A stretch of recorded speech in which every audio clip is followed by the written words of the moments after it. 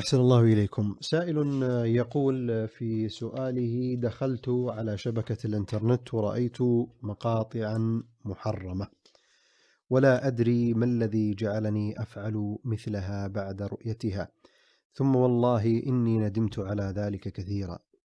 فيا شيخ، ما هو الشيء الذي يجعل ربي يسامحني ويغفر لي؟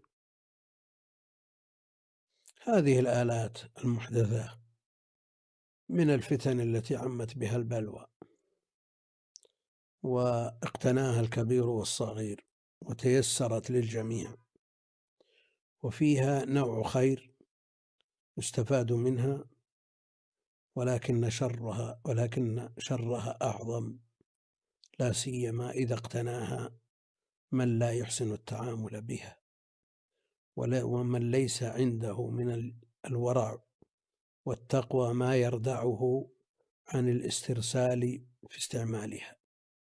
هذا السائل يقول: دخلت على شبكة الإنترنت ورأيت مقاطع محرمة، يقول ولا أدري ما الذي جعلني أفعل مثلها بعد رؤيتها.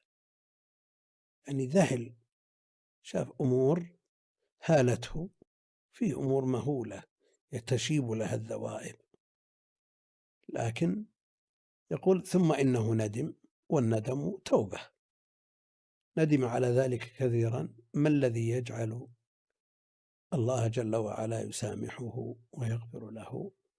أولا لا بد من التوبة، والندم توبة، وعلى أن يعزم أن لا يعود، يندم على ما فعل ويعزم أن لا يعود، وأيضا يقلع عن الذنب فورا نعم. مع نية صالحة خالصة لله جل وعلا. فإذا حصلت هذه الأمور فقد حصلت له التوبة، والتائب من الذنب كمن لا ذنب له.